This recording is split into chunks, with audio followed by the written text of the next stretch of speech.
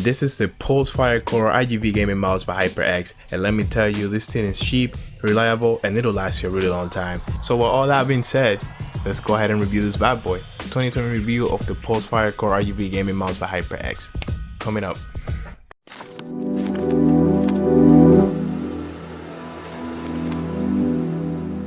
It's a medium-sized mouse with a symmetrical design, which is really comfortable. They have a little hump in the back to add comfort to it.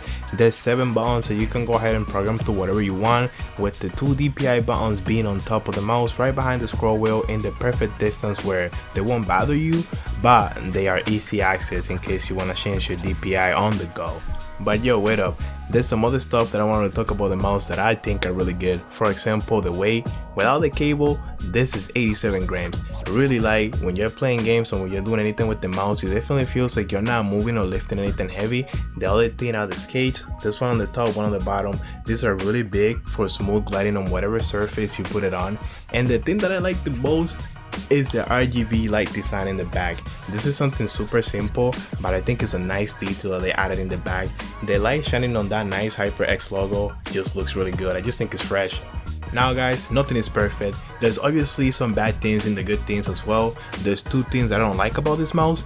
They are a little bit bad, but not like bad like, oh, I'm not gonna get it because of this. That'll be the material that this is built with and the breaded cable. So let me explain for a little bit. When you look at the mouse and you have it in your hands, you obviously see that it's made out of plastic, but there's 2 different types of plastic in it. I guess this is how it works.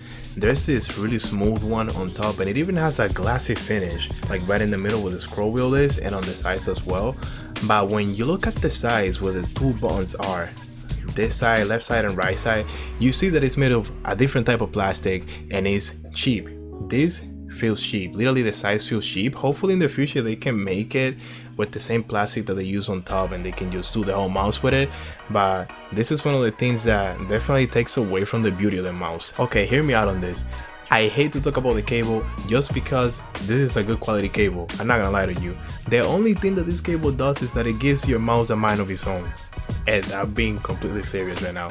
If you don't have it on a good position or a good spot, this thing will literally pull your mouse and move it left to right, and this is like the only bad thing about this cable.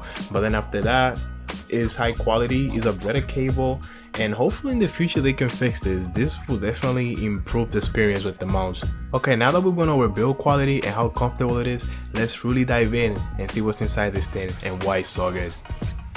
So the pulsefire has a 3327 optical sensor, a polling rate of 1000 Hz, max speed at 220 IPS, and a max acceleration of 30 grams. It's also rated for 20 million clicks, which will last you a really long time and you don't have to worry about it. And lastly, the HyperX Ingenuity software. Okay, so when you first open the HyperX Ingenuity software, you're gonna find 3 windows: lights, buttons, and sensor. In the light window, you can play around with different effects. You can also play with the opacity, colors, and the speed at which your RGB light changes in the back of your mouse.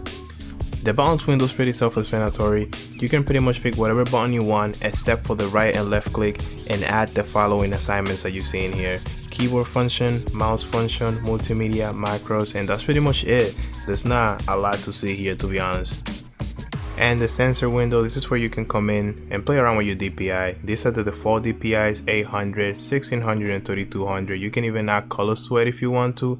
You can change your DPI with these 2 buttons right in here. And even if you want to add another level, you can do that as well in here. It could be high, it could be lower. This will be your preference, pretty much whatever you want. And that concludes everything about the software pretty much. Guys, before I forget, this mouse is worth $30. I got lucky and bought it for $20. This is one of those products that's always going up and down in prices. I will leave a link down in the description in case you guys want to check it out. If you do, please feel free to do so. And with that, we have come to the end of the video. Thank you so much for watching. If you liked the video, make sure you leave a like. If you want me to review or talk about anything else, leave it in the comments. I'll take a look at it. And check me out on Twitch, yo. Link is gonna be down in the description, but I do stream every Monday, Thursday, 8:30 p.m. Eastern time. I hope you have a great rest of your day and see you in the next video.